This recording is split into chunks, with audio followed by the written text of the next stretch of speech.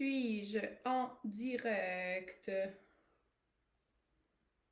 Je vais juste voir parce que là, pour l'instant, j'apparais pas du tout sur le groupe. Hello? Hello, hello, hello! Comment? Ah oui, je me vois. Génial. OK. Alors, vous me voyez avec ma paire de bobines enflées. J'ai encore un peu du mal à parler.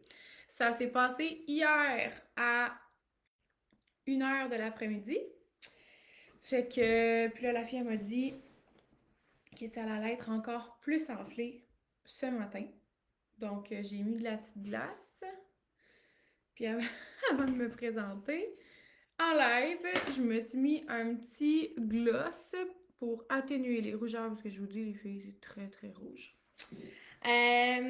Mais ça va être ça pour aujourd'hui. Je suis une femme engagée et transparente et c'est pas vrai que je vais canceller un live parce que j'ai décidé de me faire des injections dans les babines. OK? Fait que si t'es là en direct avec moi, laisse-moi savoir, j'ai envie de voir qui est là. À 8 heures ce matin, je vois des petits yeux. Si vous voulez me faire des petits commentaires pour me dire que vous êtes là. Et pour comprendre le phénomène de tout ça, vous reculerez le live. Alors, aujourd'hui, j'ai écrit dans le titre Communiquer avec bienveillance en couple. Comment on fait? Et c'est un sujet qui revient fortement avec mes clientes. Puis depuis toujours, là, ça fait 4 ans et demi que je suis thérapeute en relation d'aide / mentor spirituel. Puis cette thématique revient encore et encore. Ah mon Dieu! Ma mère vient de m'écrire pour me dire qu'elle a vu mes lèvres. Oh, je vais y répondre. Là, elle a full de peine. On dirait que tu sors du dentiste. Je vous aime, mes amis. Bon. Oh, pauvre maman. Pauvre petit cœur de maman. Les mamans, vous devez apprendre à lâcher prise sur l'expérience de vos enfants. Hier, on m'a demandé, je fais une parenthèse. Hier, on m'a demandé, parce que là, j'étais en story, je m'amusais un petit peu, puis j'étais comme, dissuadez-moi de ne pas aller le faire. Je te parlais des injections, dans le fond. Puis, à l'intérieur de moi, je sentais depuis longtemps que je voulais expérimenter ça. Des lèvres plus volumineuses. C'est même pas que j'aimais pas mes lèvres. Comme, il était quand même d'un beau volume, tu sais, c'était très normal, là, c'était pas complexant du tout. Fait que c'est pas à partir d'une énergie de manque que je suis allée me faire ça, mais vraiment à partir d'un espace de j'ai envie d'explorer une version différente, plus sensuelle de moi. Ça, c'est la même chose avec mon élan de vouloir aller me faire la permanente avec la touffe frisée à la Beyoncé. C'est vraiment personnel. Et bon, bref, là, j'écrivais en story, dissuadez-moi, convainquez-moi de ne pas aller le faire. Tu sais, je m'amusais un peu parce qu'à l'intérieur de moi, j'étais décidée. Sincèrement, j'étais décidée, mais j'avais peur. Et il y a quelqu'un qui m'a dit, tu sais, je suis pas là pour te dissuader, mais imagine qu'est-ce que tu dirais dans le fond à ta fille. Si ta fille elle disait qu'elle voulait faire ça. Puis là, au début, mon ego, il l'a attrapé, puis j'étais comme, ben, c'est sûr que je dirais comme fais ce que tu veux. Puis après ça, je me suis mis réellement dans la peau d'une maman qui care, qui veut la sécurité, qui veut protéger, qui veut, tu sais. Puis j'ai respiré là-dedans, puis je me suis reposé cette question. Puis vous voyez, j'ai pas monté la première réponse de ma tête. Non, je suis allée demander à mon corps. Qu'est-ce que tu dirais si c'était ta fille qui te disait ça? Et la réponse qui est montée, c'est avec la sagesse, le lâcher-prise que j'ai acquis aujourd'hui. Je crois que chacun vit sa propre expérience et que si ma fille, après plusieurs discussions que j'ai eues avec elle, elle est toujours persuadée que c'est le choix à faire pour elle, je vais lui dire let's go, let's do this. Pourquoi aller contre toujours l'intérêt de vos enfants, tu sais? Si c'est pas pour faire du mal à personne, dans le sens que, bon, je dis pas si elle a 16 ans, là, mais bref, je pense qu'il y a un beau lâcher-prise. Là, ma mère n'est pas sur le groupe, fait qu'elle n'entend pas le message. Mais j'aurai cette discussion avec elle. Alors, reprenons. Communiquer avec bienveillance. D'ailleurs, c'est justement, ça fait un lien avec ce qu'on est en train de parler. Donc, dis-moi, est-ce que ça t'est déjà arrivé d'avoir eu une discussion avec ton partenaire, je vais généraliser, avec ton partenaire qui tourne mal, alors que toi, tu voulais juste exprimer un besoin. Tu voulais juste exprimer un inconfort. Ma mère qui m'appelle. Pauvre mamie. Tu te retrouves à dire des choses que tu voulais pas dire ou à te refermer complètement, à bouder. Hein? Puis là, après ça, il y a ce silence qui est malaisant. Puis tu ressens ce poids-là sur ta poitrine, tu te contractes, tu te refermes encore plus, tu culpabilises, tu as une boule dans la gorge, des tensions dans le ventre, ta respiration est moins fluide. Bref, si oui, sache que tu n'es pas seule. Puis aujourd'hui, on va parler d'un élément clé pour des relations de couple épanouies. Et pour moi, ça passe par la communication bienveillante. Et pas la communication bienveillante, le cliché tel qu'elle voulait expliquer partout. Ok, ma mère est sur la panique, là, elle m'écrit partout, Messenger. On se calme, mamie, on se calme.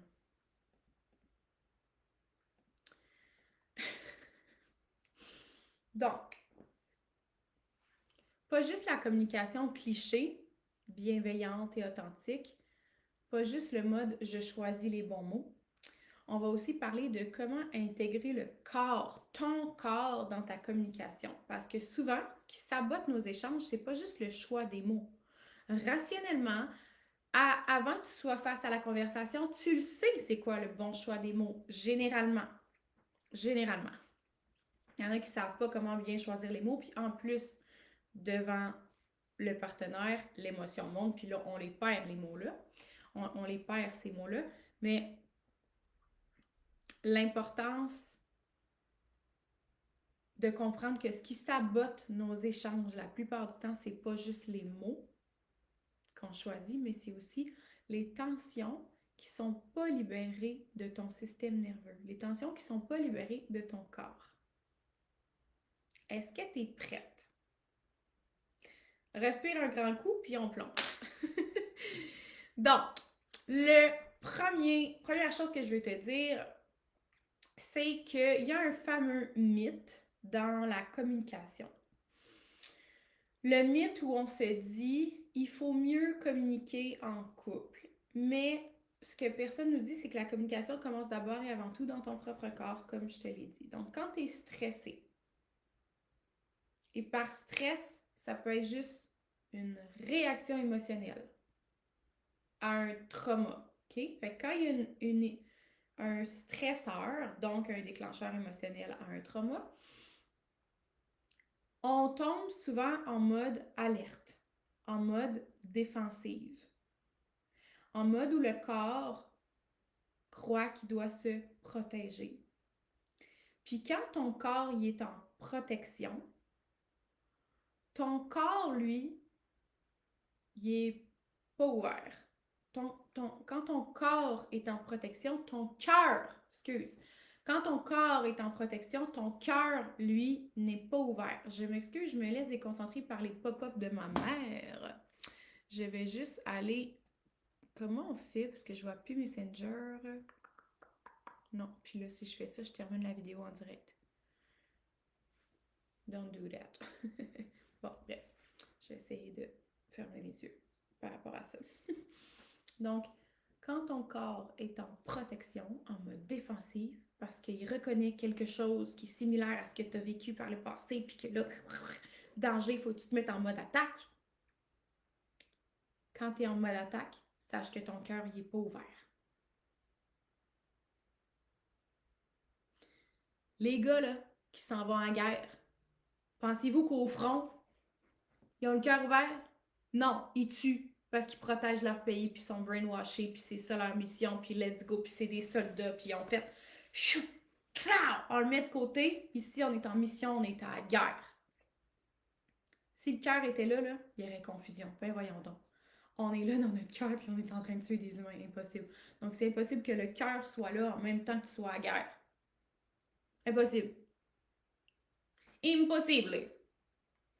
Ah, si que ça fait bizarre de me voir avec des bobines. De même. C'est bizarre. Ah, c'est tout enflé encore. I'm sorry de vous infliger cette image. Ferme tes yeux et fais juste écouter qu'est-ce que j'ai à dire. Alors, question pour toi.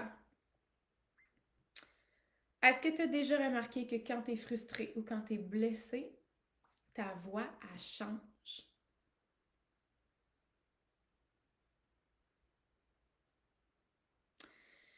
Est-ce que tu as remarqué aussi que ton corps, il va se contracter?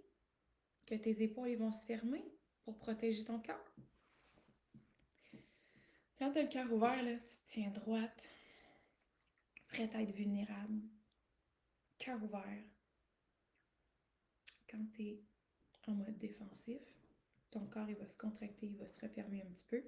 Ta respiration, elle va se raccourcir. Elle va être moins profonde, moins souple, moins ample. Elle va devenir plus rapide parce qu'elle se synchronise avec ton mode survie, avec ton guerrier en haut, là, ton ego. Tout ça, c'est ton système nerveux qui parle avant même que tes mots y sortent. Donc, si ton corps est dans un état de tension, peu importe comment tu vas choisir les mots, ton énergie va envoyer un message à ton partenaire. Ton énergie parle plus fort que les mots. Puis il va la ressentir, cette fermeture. Puis là, c'est souvent là que les malentendus commencent. Puis des fois, en plus de cette fermeture énergétique, tu vas utiliser des mots qui ne seront pas appropriés, soit des petites piqueries, du mépris, de la critique, du chantage, de la manipulation. Mais souvent, c'est le mépris. Okay? Souvent, les femmes avec qui je travaille vont avoir tendance à mépriser leur chum. Mépriser égale regarder de haut l'autre, égale dégrader, dénigrer un peu l'autre. Un peu ou beaucoup. Donc, comment utiliser ton corps pour une communication bienveillante? Lâche pas, maman, je suis avec toi. Ah, boy. Toi qui prône. Oh non, non, non, non, non, non. Là, elle est dans son égo raide. Bon, c'est pour ça qu'on enseigne ça, les belles femmes. Elle est dans son égo, puis là, elle pique. Maintenant, imagine une toute autre approche. Imagine qu'avant d'ouvrir la porte à la communication, imagine avant d'ouvrir la bouche, tu prends quelques secondes pour revenir dans ton corps.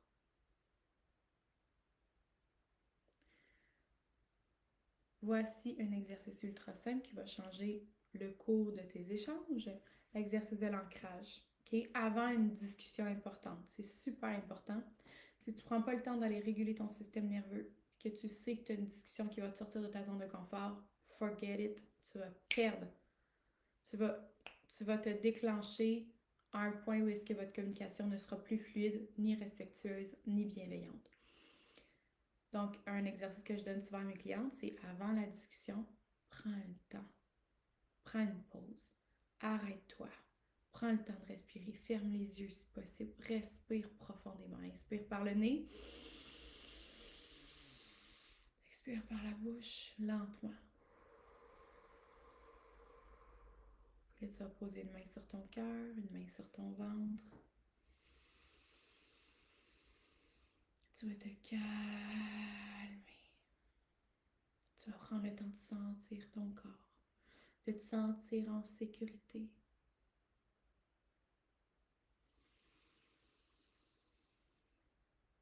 Tu vas prendre le temps de scanner ton corps, voir s'il y a des tensions, un serrement, un point, quelque chose dont tu dois t'occuper avant d'aller communiquer.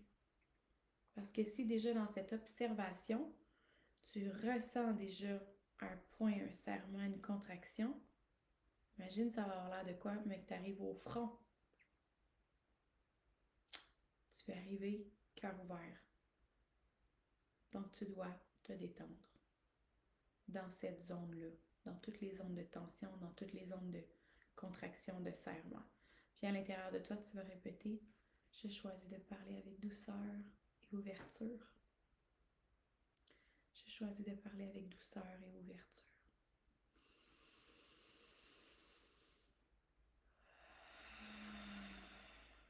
Et tu te détends. Pourquoi est-ce que ça marche? C'est parce que tu envoies à ton corps le message.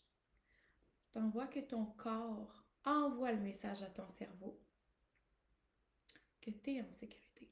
C'est ton corps qui dit « Ok, on a trouvé une sensation de sécurité. Maintenant, mon cerveau, synchronise-toi avec cette sensation de sécurité. » C'est toi le guide de ton cerveau. C'est ton corps.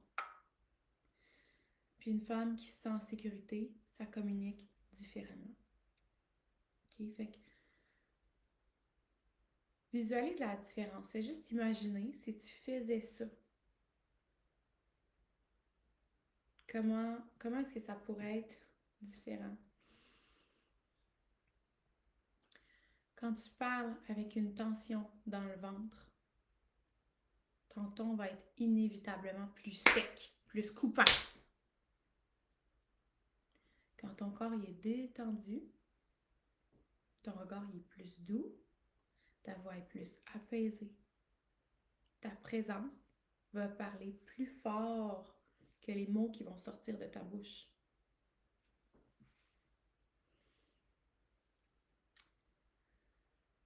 Puis la dernière chose, c'est évidemment, oui, communiquer, mais surtout adopter une écoute qui apaise plutôt que qui défend. Okay? On aura toujours des points à défendre.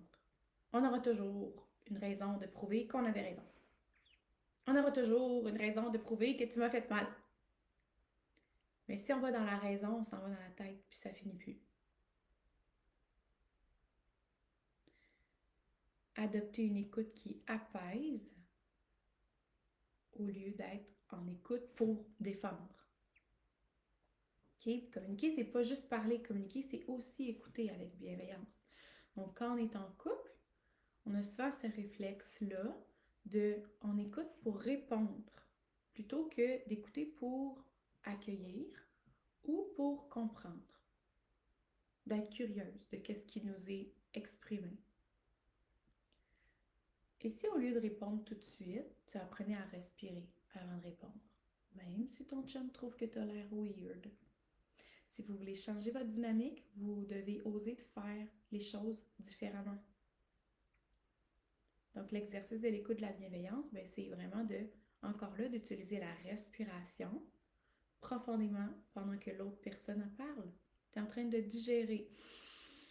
OK, même si je suis pas d'accord, je respire. Je suis pas tout le temps en train de... Je suis pas d'accord! Je suis au combat. Respire. Pendant que l'autre parle, tu n'es pas en danger. Tu fais juste recevoir de l'information. Respire-la. Même si elle vient de déclencher, respire. Tu es en sécurité, là. Il n'y a personne qui te touche, il n'y a personne qui te fait mal. Puis même s'il dit des paroles méchantes, sache qu'il est déclenché.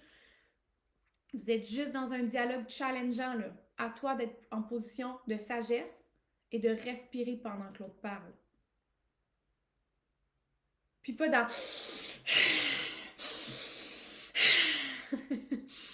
mais plus dans... Je te montre que qu'est-ce que tu es en train de me dire, là, c'est challengeant. Mais je suis pas dans l'attaque. Je suis pas dans le mépris. Je suis pas dans « Hey, toi, là, mec, t'as fini de parler, moi t'en revirer une, là, je vais te dire ma vérité, mes 4 vérités. » Non, je respire profondément pendant que tu parles.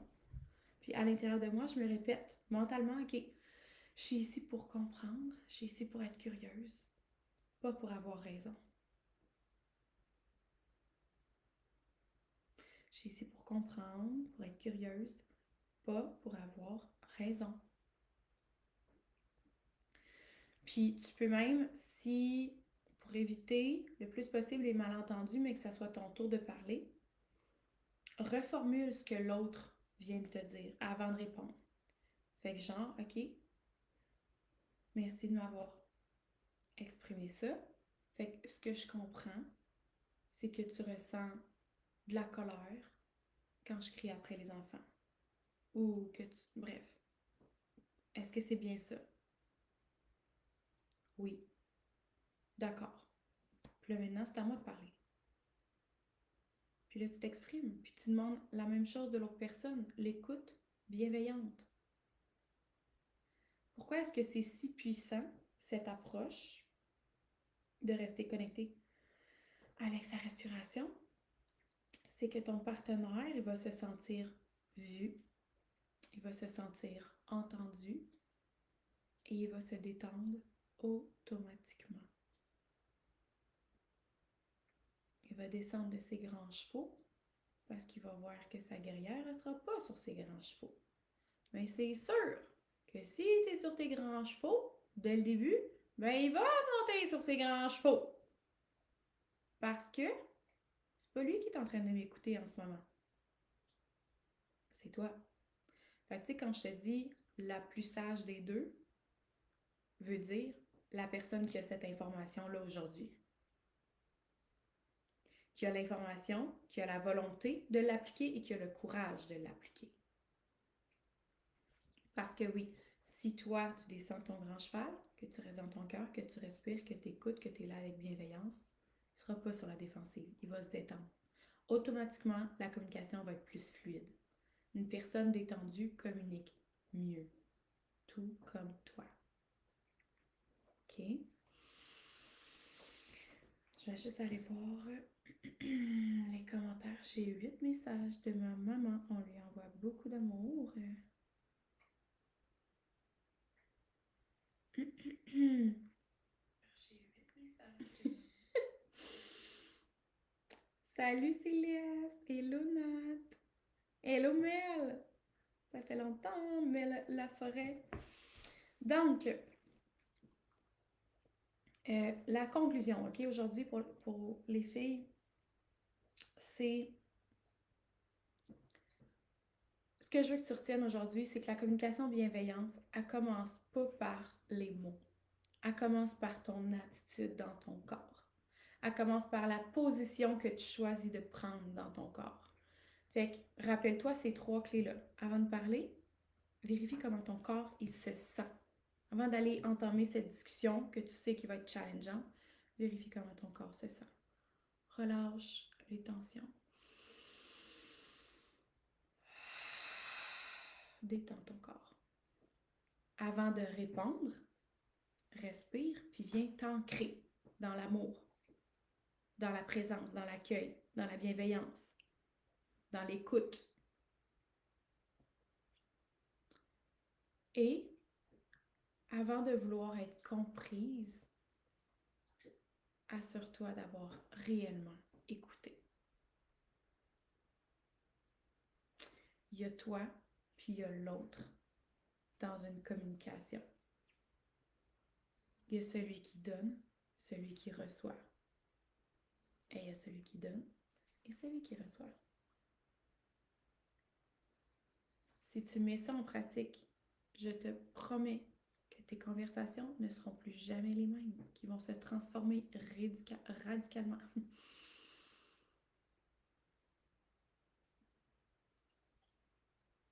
Puis j'ai envie de te faire même une invitation. On parle du couple aujourd'hui, là, mais imagine-toi que tu puisses appliquer ça, pas juste dans ton couple, mais pour toutes tes relations. Tu sais, puis là, c'est facile d'entendre ça, de recevoir cette information, recevoir cette notion, puis de dire oui, je suis d'accord, ok, je vais le faire. Ça ne veut pas dire que quand tu vas le faire, ça va être facile. Parce que quand tes traumas ne sont pas traités, ils n'ont pas été abordés, ils ne sont pas libérés, tu es quand même face à ce challenge-là. Là. Fait que, oui, tu vas respirer à travers ça, mais reste que si tu veux que ce soit plus doux, tu dois aller faire un travail de guérison, un travail plus profond. Si tu sens que tu vas aller plus loin, tu vas apprendre à gérer tes émotions, à les maîtriser au lieu de les contrôler. Mais vraiment les maîtriser, puis apprendre à communiquer avec plus de puissance, plus de douceur, à trouver une relation harmonieuse avec toi-même puis les autres. je t'invite à me laisser un commentaire. Je t'invite à écrire Glow Up ici ou en privé. Puis je vais t'envoyer toutes les informations sur mon accompagnement Glow Up puis les différentes options qui s'offrent à toi parce que tu mérites des relations épanouies. Tu mérites de te sentir bien dans tes relations, dans ton corps, dans ton cœur, dans ton couple. Puis je suis là pour t'aider à y arriver. Donc, merci d'avoir été là. Merci de m'accueillir telle que je suis dans mes choix et dans ma guérison de mes lèvres ce matin. Merci d'avoir été là, puis surtout, prends soin de toi, puis de ton cœur. Namaste les queens.